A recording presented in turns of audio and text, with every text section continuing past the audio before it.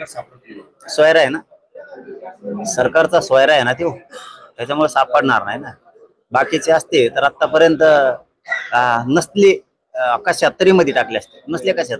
त्याच्यावर देशद्रोहाचा गुन्हा दाखल करून त्याला जेवढ्या मकोकासारख्या जेवढ्या कलम आहेत तेवढ्या त्याच्यावर टाकल्या पाहिजे. जर तुम्हाला खरंच राजाचं प्रेम आहे ना, छत्रपतींचं प्रेम आहे ना तुम्हाला, आणि मग आज देहा दुपारा हिंदूतले काही जण म्हणतो आम्ही रासरोज छत्रपती शिवरायांचा अपमान करतायत, जिजाऊंचा करतायत, छत्रपती संभाजीराजेंचा करतायत. हे दिसत नाही तुम्हाला? हे दिसत नाही का? काय केलं यांनी फक्त आमचा वापर केला भांडणासाठी.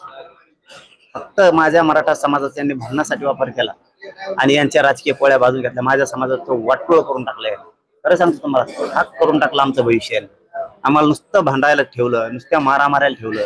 काही असलं की मराठी सगळ्यात पुढं. कारण यांनी एक नसच ओळखली होती मराठीची. यांना काय लागतं? यांना फक्त उचकायचं, यांना मोठेपणा द्यायचा.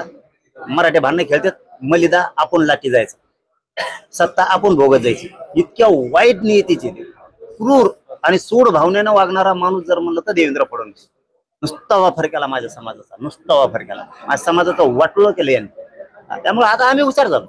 आम्ही बघू पंच्या दिवशी काय करायचं ना, ते आम्ही आमचं बघू. तुमचं हिंदुत्व आम्हाला परवडत नाही आणि ते नको बी. आम्हाला छत्रपतीचं हिंदुत्व मान्य आहे आणि त्या हिंदुत्वावर आम्ही चाललेलो आहे. आता नुसते निषेध करून चालणार नाही. आता छत्रपती शिवराय महापुरुषांवर बोलणाऱ्याला धडा शिकवावा लागणार.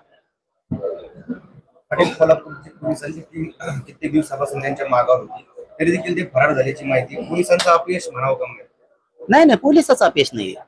हे देवेंद्र फडणवीस घडून आणतोय, त्याचे सोयरे आहेत. अपमान करणारे सगळे सोयरे त्याचे. त्याने एक टीमच तयार केली, टोळी तयार केलेली. ती अपमान करते छत्रपती शिवरायांचा, महापुरुषांचा. फक्त दाखवायला हिंदू दाखविते, ते हिंदुत्व दाखविते आणि रासरोज घाणेरडे शब्दात बोलते. तेव्हाच कळतं माणसाला ज्याच्या पाठीमागा त्यांचा पाठीराखा कोण, त्यांना बळ कोण देतो, बोलायचं कोण सांगतो. नंतर दाटोमुठी फक्त ते बोलणार. देवेंद्र फडणवीस दाटोमुठी बोलणार, मी असं करतो तसं करतो. काही करत नाही तो फक्त गोरगरिबांचे लेकरं गुतू शकतो, गोरगरिबांचा वाटोळा करू शकतो, गोरगरीब मराठ्यांचे हाल करू शकतो. तो त्याच्या सगळ्या सोयऱ्यांना त्यांनी काही जणांची टोळी केली. त्यांच्यात तर खूप कट्टर हिंदुत्ववादी आहेत काही, खूप. पण काही जण त्यांनी जाणून बुजून अवमान करायसाठी ठेवलेले, जाणून बुजून. त्याला हे बघा, आता आम्हाला कळालंय आमचा वापर 70 वर्षात नुसता भांडणासाठीच केला आहे. दंगली करायसाठी, भांडणं करायसाठी एवढाच आमचा वापर केलेला आहे. आम्हाला तुम्ही भविष्य देणार आहेत का नाही?